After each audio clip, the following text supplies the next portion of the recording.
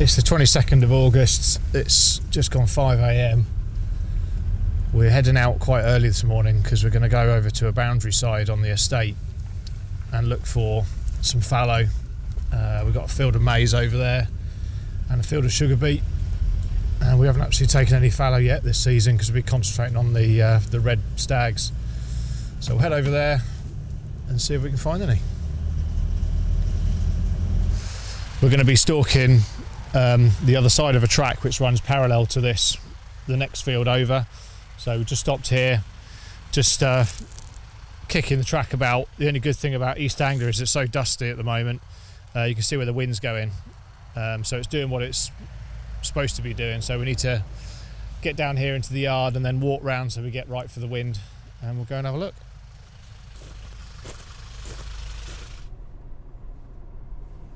So there's a group of does just coming out of this little orchard in the farmyard that we've just driven through. Obviously at the moment we can only shoot males anyway. Just have to hope as we walk over towards the area we're going to stalk in that any of those does that we've just pushed out don't spook any.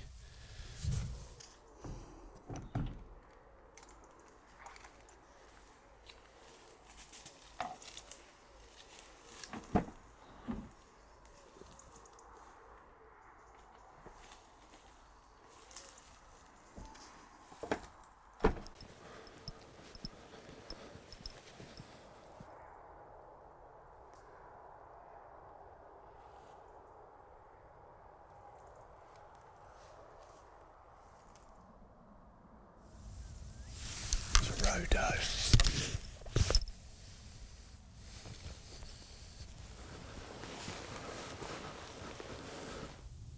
We've got a group of 4 or 5 does and fawns, a couple of fields over right on our boundary. We've got this little sugar beet field in front of us, so we'll just stick a red around the corner of the hedge. Hopefully there'll be something else there.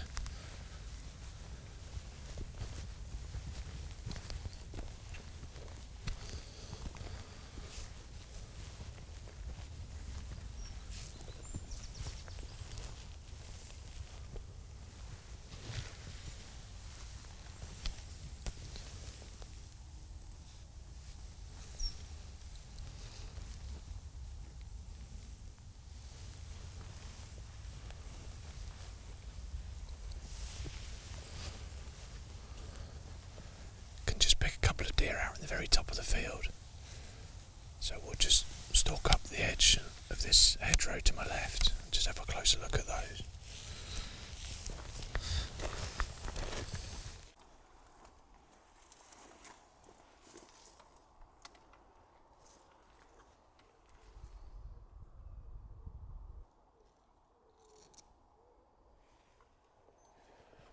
I think there's definitely a fallow pricket at the top of the field, but he's already moving from left to right, so if he gets to the far hedge and goes through it, then that's across our boundary. We'll just push up this hedge. So there's a fallow doe just come out of the hedgerow. About 150 metres in front.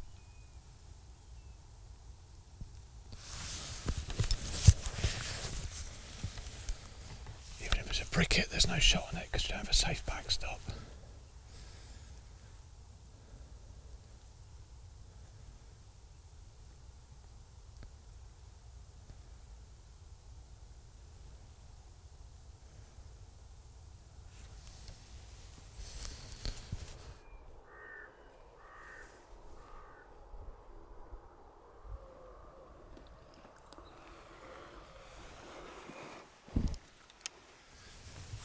There is a brown fallow pricket about sort of 40 yards off the boundary. There's a couple of roe between us and him, and the roe are sod's law a bit more switched on this morning. They're looking over this way, so we'll just try and get up another 50 metres or so, and then hopefully we'll get like a 200 metre shot across the field. We'll just have to keep down below the line of this bracken.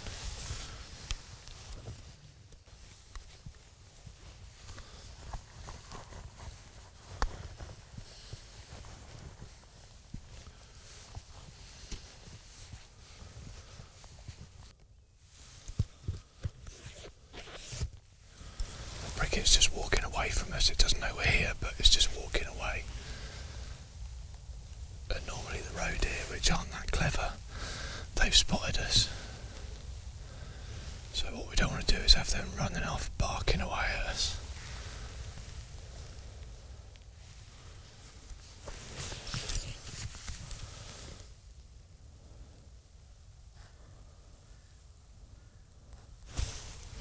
There's a black pricket in this group of does and fawns right on the boundary up there, so the cover starts to thin out a bit, so we just have to keep going and see if we can get close enough to get a safe shot's the main thing.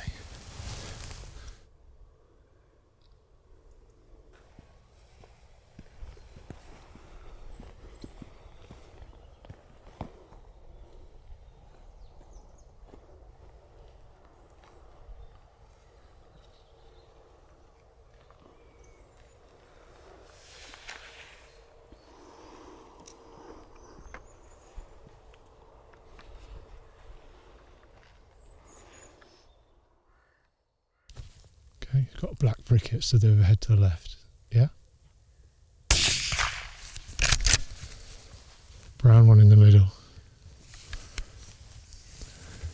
Rat, rat.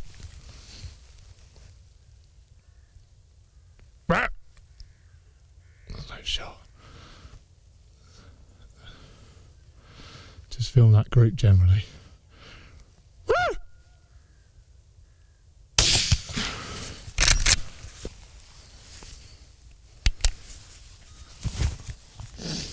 That's our lot this morning.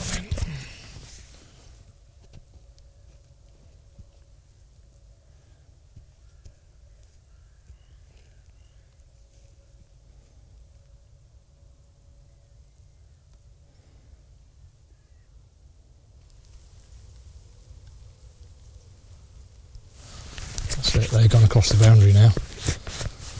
Oh, well, that escalated quickly. Shot this black pricket first, just on the boundary here. Luckily that ran back towards us, and that dropped down sort of 50 metres away from where it was stood. Then they ran down into here. There's a big dip in the field. Obviously they didn't know where we were, they couldn't smell us in the wind, so I managed to get a shot on a brown pricket. I think that's gone straight down in the dip itself, and then there was at least one more pricket in the group as they ran away. But they've gone over the boundary and onto the neighbouring estate now, so that's good. What are we on? It's like 5:45. Sun's just coming up over there. That's what it is with fallow. It's generally like very first thing in the morning and last thing in the evening. So we've got 2 down, which is a good result. We'll go and have a look at them.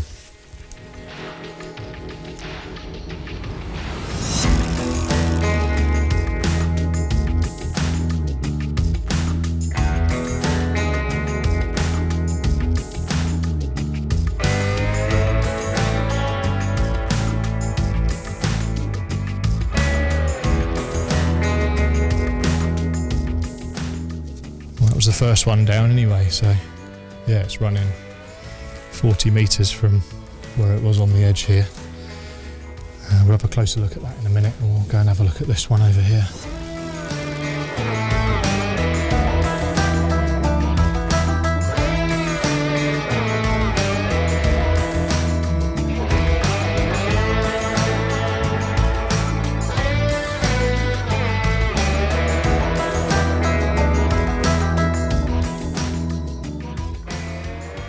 Great, so obviously 2 down. We'll have a look at them when they're together. Just tell you like the 2 different colours and have a look at the antlers. But because the sun's getting up, it's going to get quite warm, so we'll just crack on back to the truck, go home, get the trailer, and obviously the ground's dry enough we can pretty much drive straight up to these to pick them up.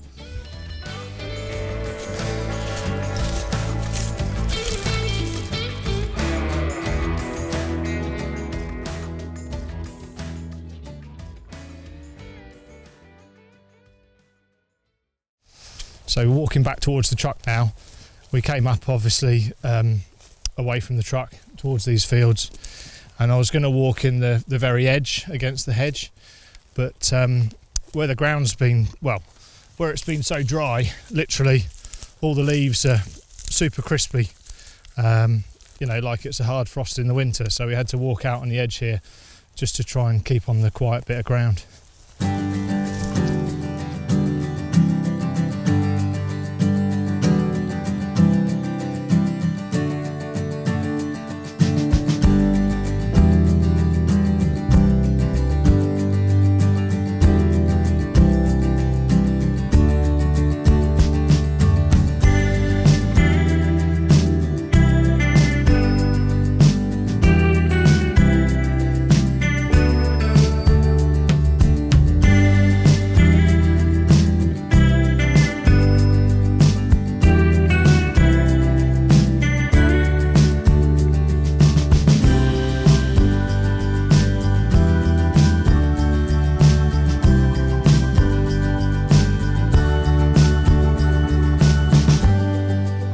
So it's about half an hour later. Obviously brought the trailer up. We've got these two together now. You can see the one on my right is what we call a melanistic one, so it's a black colouring, and the one on my left is a common colour, so it's a sort of brown colour with faint spots on it.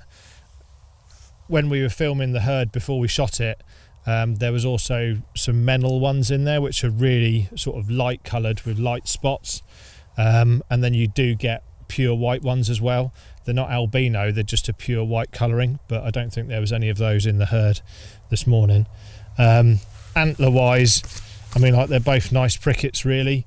What you're looking for is nice thick antlers at the bases, because obviously they're going to grow nice thick antlers as they get bigger. But from our point of view, we don't want fallow on the estate, so every time we see them and they're in season, we just shoot what we can. So it was just a case of, if it was a male, then it was obviously going to get shot this morning.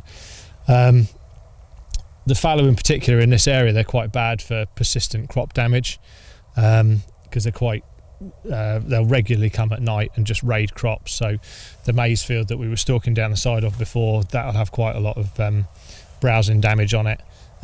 This sugar beet hasn't grown very well this year, obviously because of the dry weather we've had, but obviously they'll be eating bits of that as well.